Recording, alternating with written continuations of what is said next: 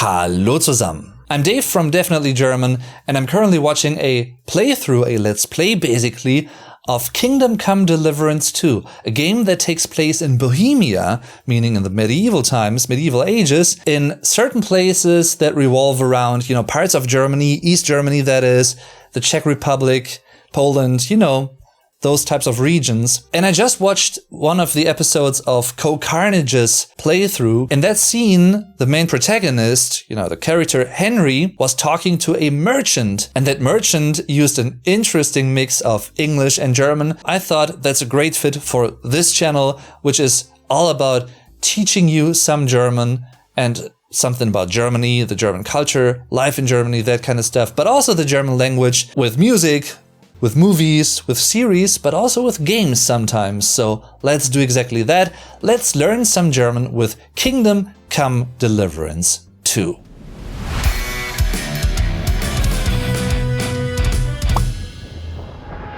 So what we're gonna do now is we're gonna watch that conversation, and I'm gonna analyze the German parts of it for you guys so that you can take away something from it and you can learn some German along the way. This is part of the 8th episode of Co-Carnage's playthrough of Kingdom Come Deliverance 2. Like I said, highly recommend it. He's just a great guy, I think, honestly speaking. I love his sense for community engagement. We're playing as Henry, Heinrich, Henry of Skalitz, that is. Trivia, by the way, Henry is much more common as a name in English-speaking countries than Heinrich is in Germany, because that is an outdated name. You wouldn't really call your boy Heinrich these days, even though there has been a resurgence of older, quite outdated German names in recent years, like in the past decade even. In this second game, he has arrived in the town of Trosky. This is a new town to him, so he doesn't really know anyone here yet. And that is why he comes into this merchant shop in the store, and he talks to the merchant because he wants to, just see what they have to offer and what is going on in the town and in the surroundings of it. And that is why he talks to Jurg. That is the name of the merchant. And Jurg, well, he is a special character, I'd say. In a positive way, of course. Jurg actually is a Swiss-German form of Jörg, with an Ö, the umlaut Ö, Jörg. Similar with Heinrich, Jörg is an outdated name these days. It was quite popular a few decades ago even, but not so much these days. Anyway, let's find out what Jurg has to say here. Was machst du? Raus, du Bastard! Welcome. You can buy everything you need from me, but excuse the selection. There's so much to love about this first introduction. First of all, the difference between the angry greeting and then welcome, stranger. What are you buying? Anyway, he started off with a few short phrases. Was machst du? Raus, du Bastard! Was machst du? Raus, du Bastard! What are you doing? Get out, you bastard! For der Bastard, Singular, die Bastarde, plural. Which is funny when you know that Henry, he is a bastard son, which we learn in KCD1. Rhyme. Raus! Get out! That's a short version, and a very rude one for that matter, of saying Bitte verlassen Sie meinen Laden. Please leave my store. Please. For Bitte, please, and der Laden, Singular, die Läden, plural, the store. I wanted to ask you, what's on the other side of that nearest hill? I'm not from here and I'd like to get my bearings.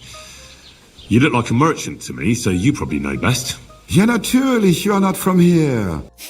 I like how he just switches, within the same sentence. I wonder why he chose to say something in German and then switch over to English and vice versa. Like, what's the reason behind it? But I love it. And I also like how you can still quite get what he says through the context, even though you don't speak German. Ja, natürlich, you are not from here. Ja, natürlich means yes, of course, or yes, naturally. Ja is the German interjection yes, and natürlich means natural or naturally. It's not just yes, but it's yes, of course. Obviously, you're not from here, so I have to tell you that. In this specific scenario, he stressed it in a certain way. Ja, natürlich. The Ü that is up there, Ja, natürlich. It's similar in English, actually. Yes, of course. Ja, natürlich, you are not from here. Everyone around here knows that, after what happened in Betty's Tavern. Aber das ist deine Sache. That is your business, lad. I like the delivery of this guy. He has a really soothing voice in general and he does a great job at stressing certain syllables. Aber das ist deine Sache. But that's your business, lad. The English part of it is almost a direct equivalent of the German one with one or two exceptions.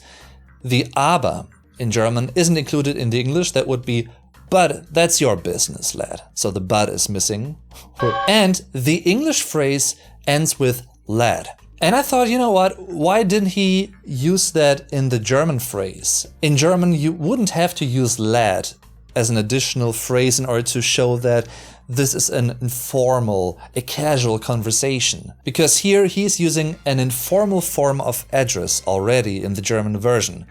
Deine, which is a possessive pronoun in the informal form. The formal form would be ihre. Aber das ist ihre Sache.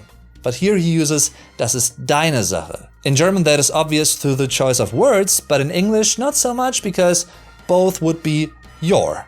That is your thing. That also correlates with the two forms of address we have in German, which is formal, sie, which is always capitalized by the way, and informal, du, in singular that is, which is, well, it can be capitalized but it doesn't have to be. Usually you use the informal form of address in situations where you know the other person, you know, be it family, friends, acquaintances, co-workers. Technically speaking, you could also use the du in situations where you get to know someone and they are fine with that.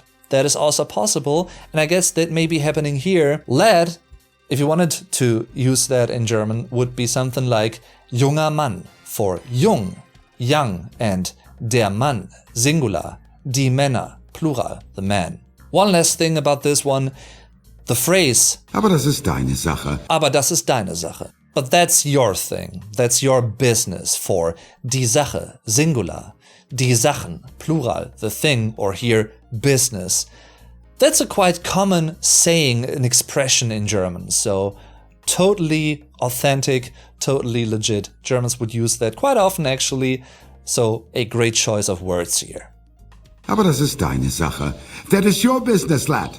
Also, what do you want to know? Also, what do you want to know? This seems very familiar to you guys, I guess, being English speakers or at least knowing English, but don't be fooled. In German, we also have also, and it's not to be confused with the English also. That's a different term. Even though it's spelled the same way, it means something different. In this case, the German also at the start of a sentence means so in English. Also, what do you want to know? Talking about so, we also have so in German, but it neither equals the English so. The German so would be something like that, like this, that way. Das machen wir so. We're doing it that way, basically, you know. In most situations, at least, that's the case. Thanks for watching so far. Tune back in to the next episode of this little video series of Learning German with Kingdom Come Deliverance 2. And with that being said, definitely tschüss und bis zum nächsten Mal.